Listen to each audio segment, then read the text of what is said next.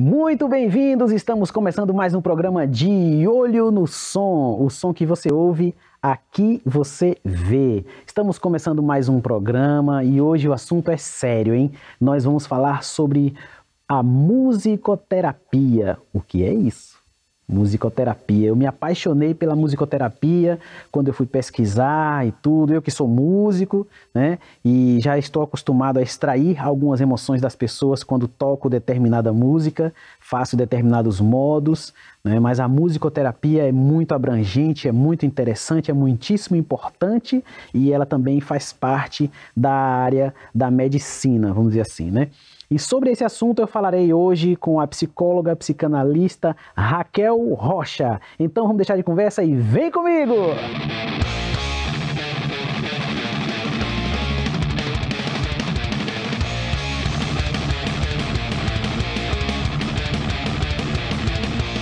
Estamos aqui com a psicóloga, psicanalista, especialista em saúde mental, neuropsicologia e terapia familiar, Raquel Rocha. Tudo bem, Raquel? Charles, querido, que bom estar aqui no seu programa. A gente se encontra sempre nos bastidores aqui da TVI. Exatamente. Além de tudo isso, ela é apresentadora de um belíssimo programa que tem aqui na TVI chamado Luz, Câmera, Arte, ao qual eu sou fã.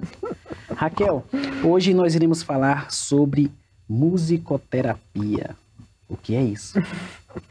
Musicoterapia é um híbrido entre a arte e a saúde. É uma terapia que utiliza a música como instrumento.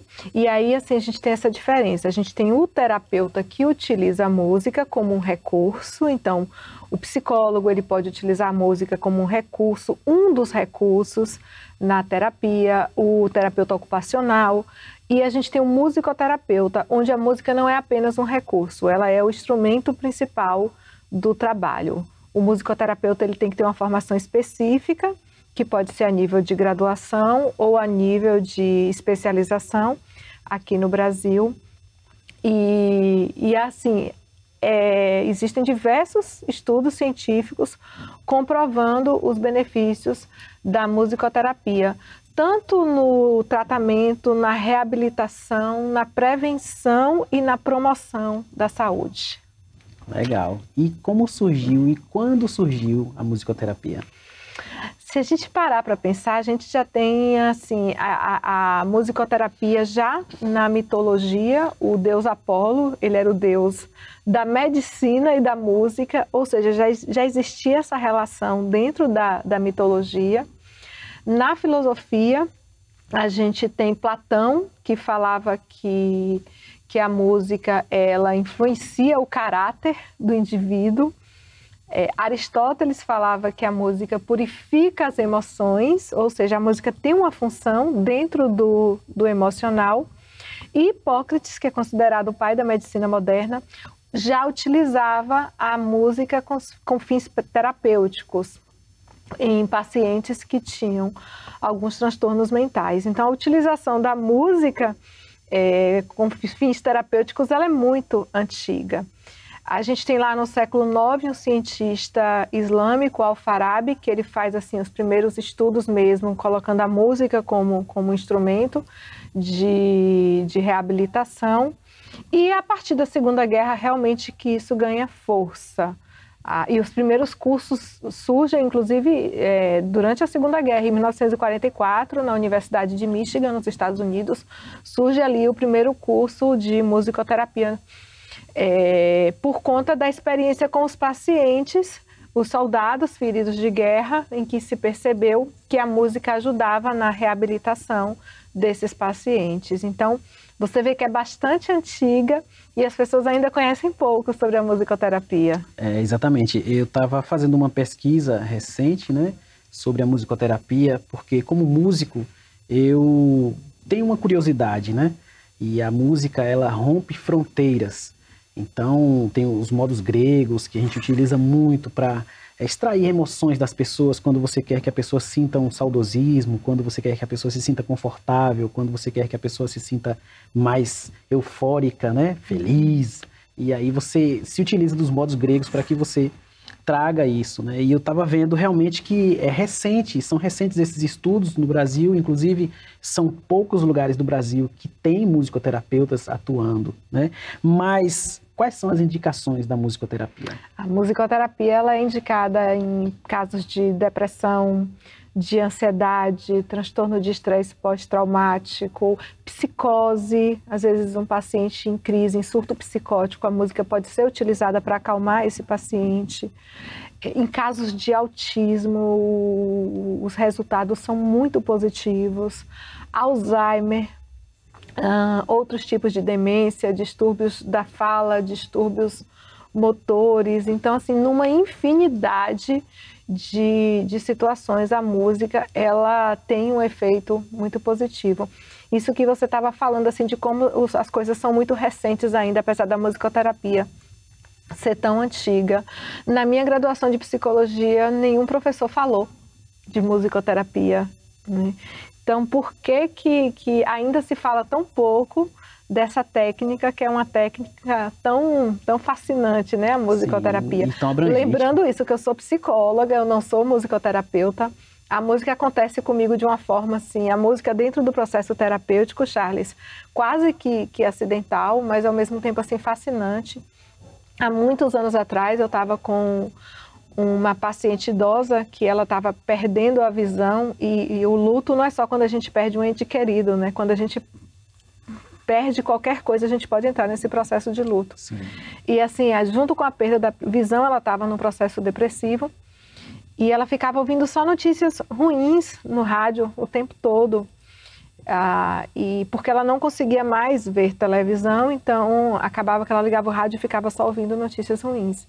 E eu conversando com ela, assim, por que não ouve outras coisas? Ela dizia, não, mas no rádio não passa a música que eu não gosto das músicas de hoje.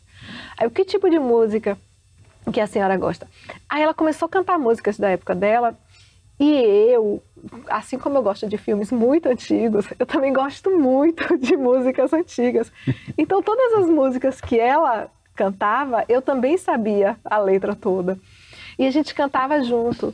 E assim, foram os momentos que eu mais a via sorrir na terapia. E a gente começou a trabalhar isso, dela poder trocar essas notícias ruins que ela ouvia sobre violência pela música em casa. Então a música trouxe alegria para a vida dela. E junto com a música vinha lembranças, vinha memórias, uma sensação de uma vida que valeu a pena ser vivida, que teve momentos bons, que teve momentos importantes. Então, a música aconteceu dessa forma meio que por acaso, mas foi um recurso que foi muito importante no processo terapêutico dessa paciente. E aí, com o tempo, durante a prática clínica, eu fui percebendo esses pequenos momentos em que a música se fazia presente. Você está ali com um paciente, uma criança autista, que a gente tem que ter muito cuidado para tocar na criança autista, né? Porque a criança ela se recolhe, né? Muitas não gostam do toque. E eu tinha um menino que era assim, de repente eu comecei a cantar uma música e esqueci, você vai no ritmo da música, né?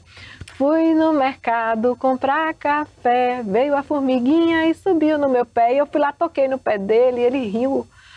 Aí eu percebi que pela primeira vez na vida eu tinha tocado, né? E continuei, fui comprar batata roxa.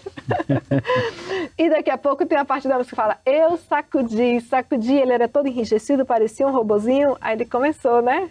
Quando eu fazia, ele começava a fazer igual. Eu percebi, puxa, como a música pode trabalhar essa questão da motricidade dessa criança. E eu fui estudar mais sobre a utilização da música, o quanto a música ela pode ser usada como uma estimulação cognitiva, mas dessa forma surgiu a música se fez presente dentro do ambiente terapêutico e eu fui estudar. Então é um dos recursos que eu utilizo na terapia com pacientes com Alzheimer, com crianças, e os resultados são realmente maravilhosos. E o fortalecimento do vínculo, assim, é tudo muito encantador, o universo da música. Muito bom.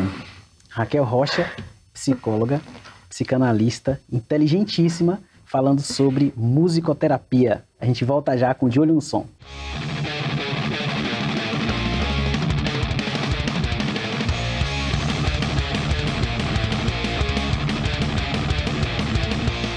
Estamos de volta com o De Olho no Som, Raquel Rocha, psicóloga, psicanalista, e estamos falando sobre musicoterapia. Raquel, achei muito interessante o que você falou, porque assim, eu tive um aluno autista, né, até já comentei com você, e é muito, assim, muito diferente de tudo que a gente está acostumado, né? Eu chegava no quarto dele, eu dava aula de música para ele, né?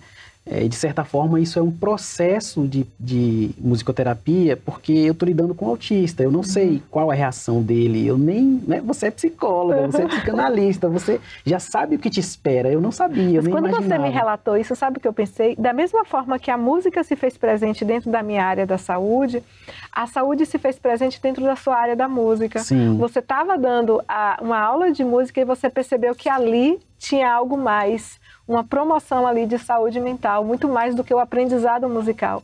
Então, da mesma forma que a música adentrou no meu processo, a saúde adentrou no seu. Eu ficava observando ele e ele olhava pro meu bolso, e aí eu entendia que ele queria meu celular, eu dava, ele ia no YouTube, escolhia uma música, e essa música ele ouvia primeiro em vários idiomas e cantava em todos esses idiomas, e depois ele me entregava o celular e não falava nada.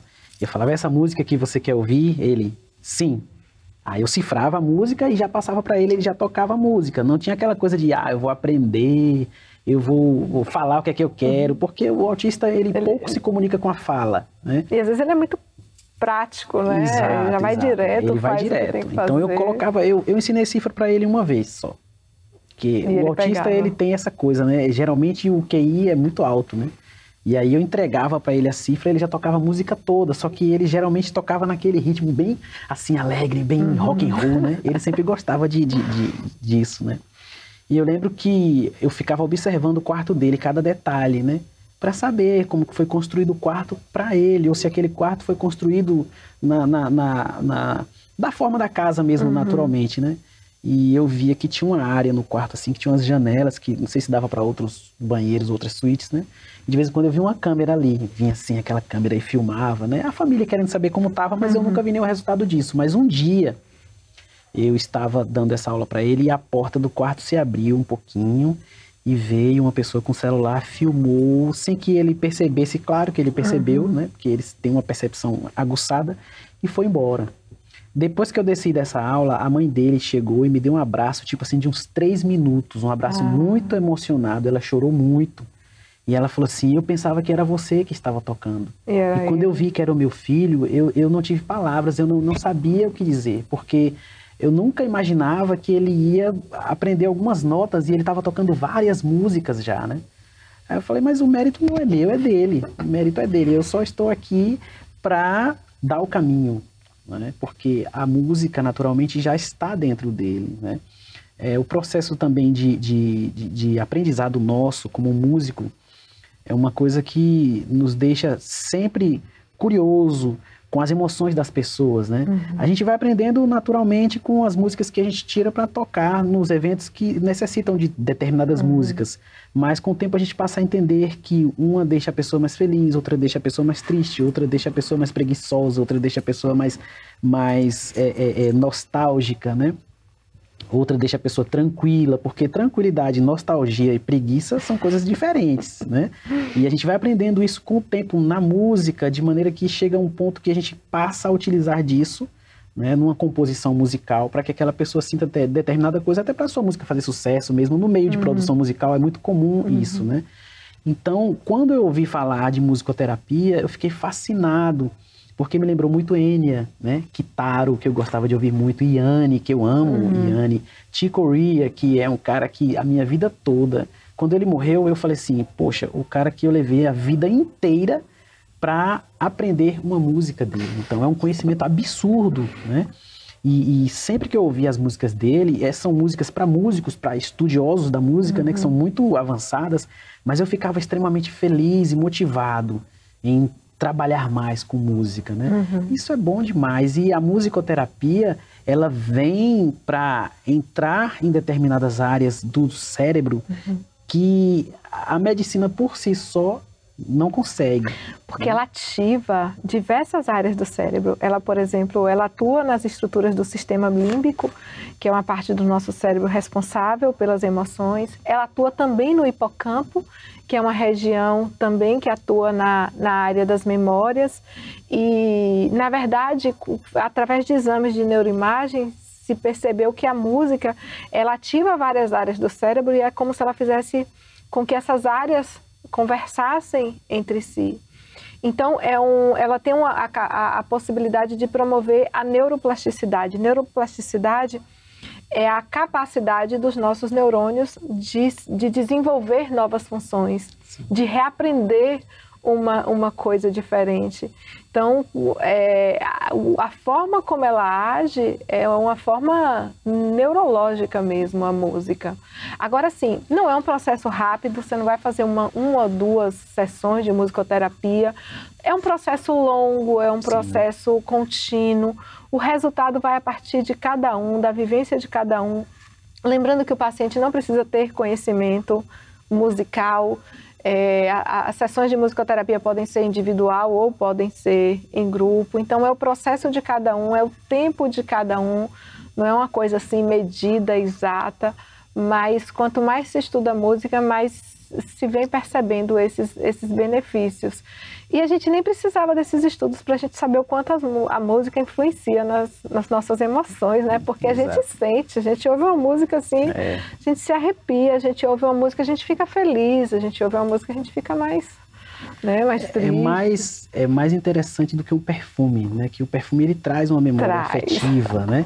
Mas a música ela consegue penetrar ainda mais, né? Porque tem o assunto da música e o instrumental, ele permeia a nossa mente e faz com que a gente sinta muitas coisas diferentes, né? E antropologicamente falando, a música faz parte da natureza humana, porque se a gente pega até nos desenhos das cavernas, tem ali desenhos mostrando as pessoas com movimentos e com instrumentos em que de alguma forma elas já produziam ali algum som com um certo ritmo e movimentavam o seu corpo de acordo com esse ritmo, como a música faz parte, está intrínseca à nossa natureza. Exato, você estava falando, né, da antiguidade de Platão, né, dessa questão da musicoterapia. Eu me lembrei que na Bíblia diz que o rei Saul, quando ele estava endemoniado, mesmo que ele estava muito assim,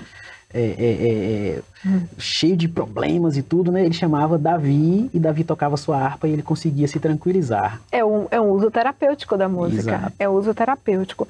A música ela pode ser usada terapeuticamente de 3 formas. Primeiro, através de um musicoterapeuta, que é esse profissional específico para atuar nessa área. Segundo, a utilização terapêutica da música dentro de uma terapia, que é o que um psicólogo pode fazer, o que outros profissionais podem fazer. E terceiro, você pode ouvir uma música e obter esses benefícios. Você ouvindo música, você pode obter esses benefícios terapêuticos. Então, pode ser feito dessas 3 formas. Agora, acredito que... E outra coisa, assim, a música, ela fala a cada um de uma forma diferente. Então, não é a mesma música que te deixa feliz que vai me deixar necessariamente. Por isso é importante conhecer a história desse paciente ou cliente, como queiram chamar, e perceber que música que ele gosta, que música o toca, que música o sensibiliza, para poder utilizar a música como essa ferramenta tão importante. O som que você ouve, aqui você vê. Daqui a pouco a gente volta com Raquel Rocha.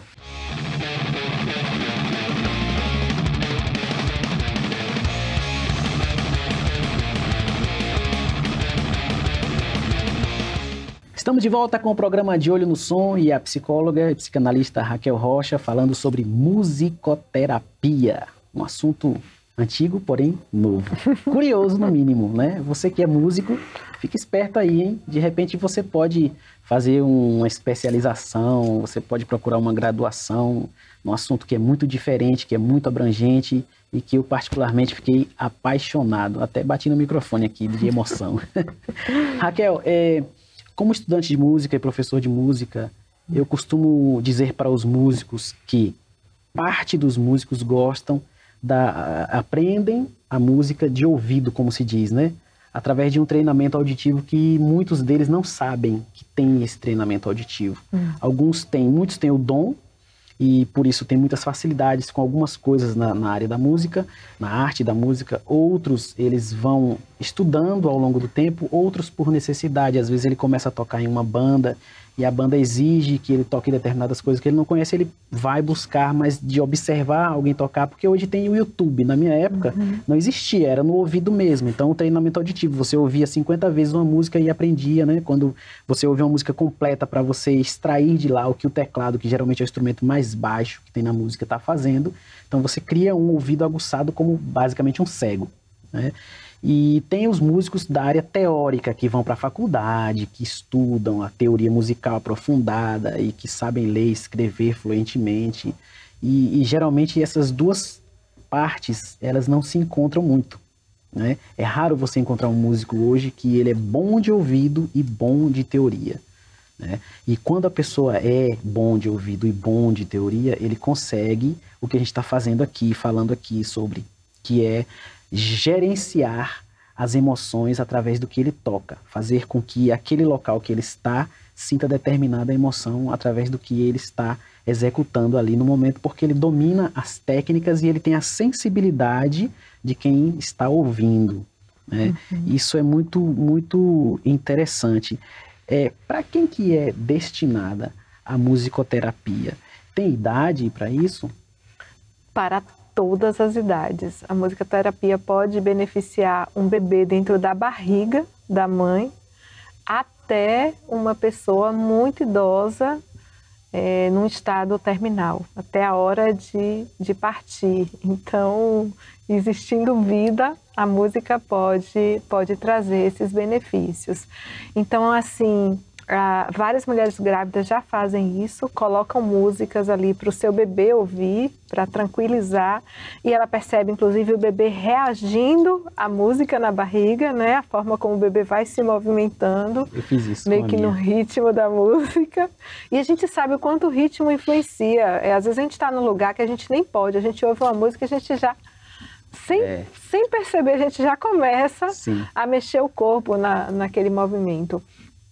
Bebês que nascem prematuro, por exemplo, que ficam em UTIs neonatal, já se tem assim em vários lugares a musicoterapia nesse ambiente, a forma como a música ela consegue controlar a frequência respiratória do bebê, os batimentos cardíacos do bebê, diminuir essa angústia do bebê, diminuir a ansiedade da mãe que está com o bebê prematuro numa UTI neonatal.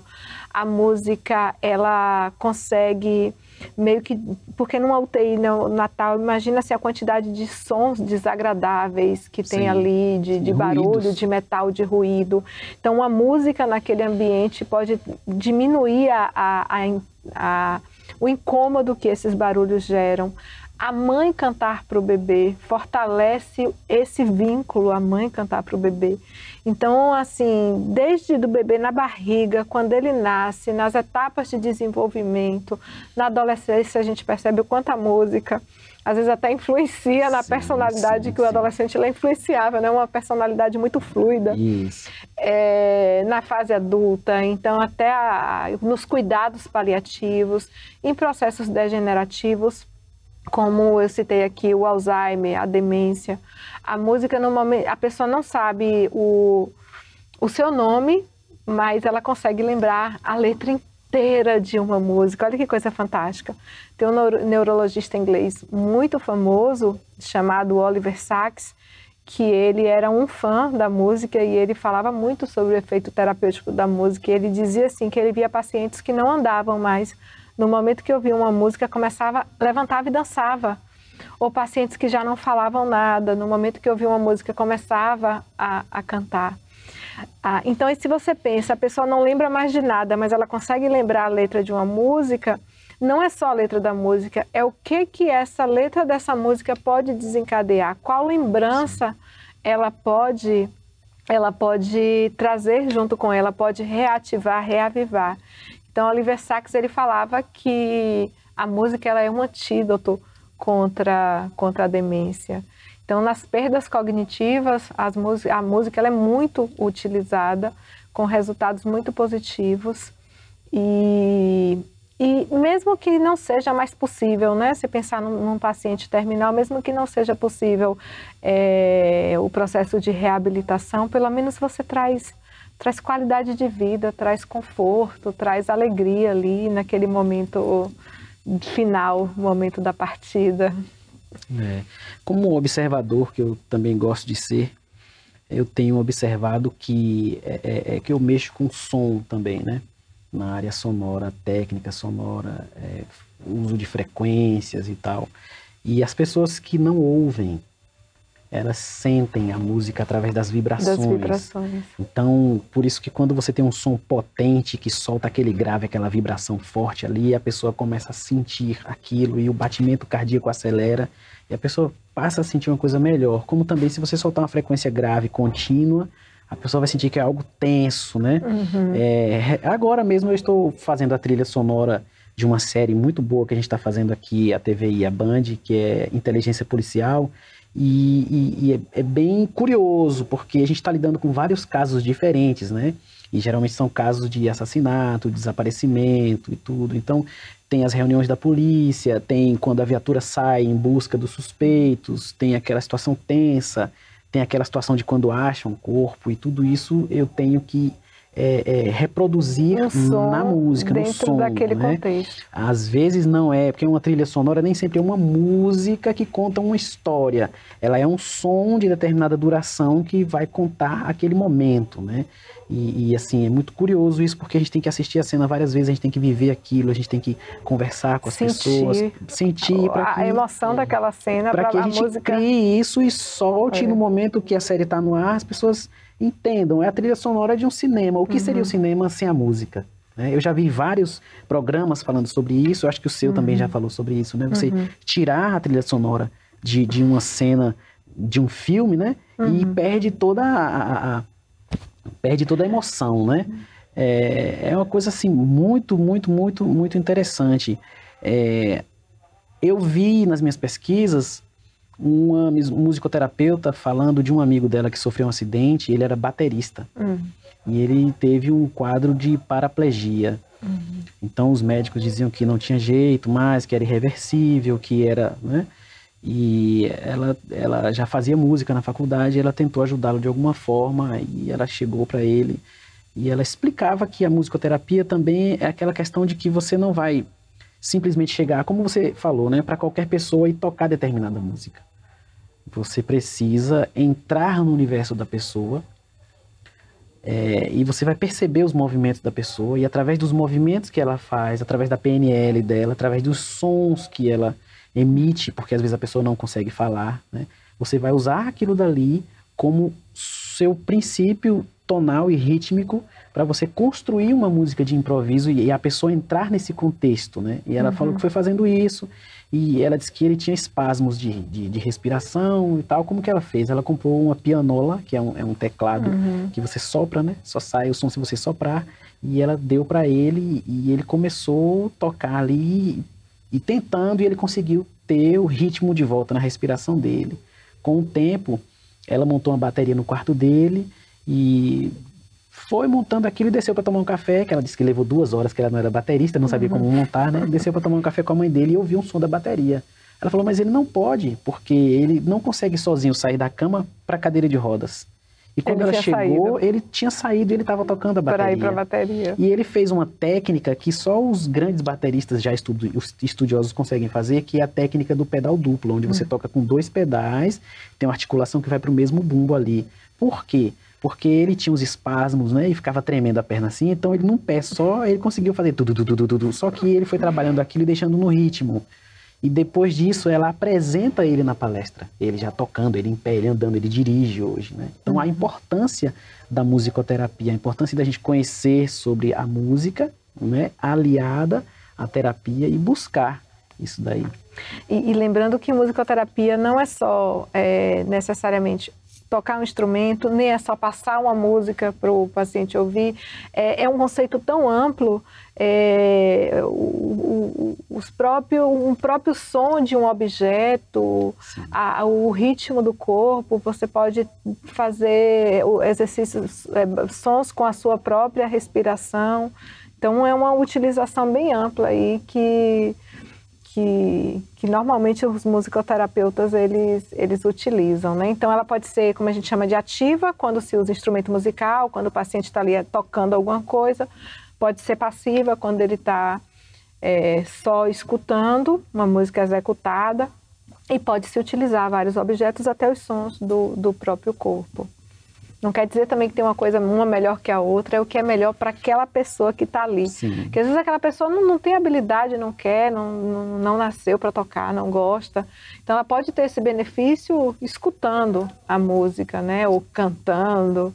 É cada um, acho que isso que é fantástico, não só na musicoterapia, né? Em qualquer área que você lida com o ser humano, é saber o que é melhor para cada um. Não existe uma fórmula para todo mundo, cada ser humano é único, singular e especial. Basicamente, a musicoterapia é você cuidar do outro, é você gostar, né, se apaixonar por cuidar do outro. Né? Isso é apaixonante. Mas é uma pena, a gente vai ter que ficar por aqui. De Olho no Som volta no próximo domingo às 22 horas e eu estive aqui com esse doce de pessoa que é Raquel Rocha.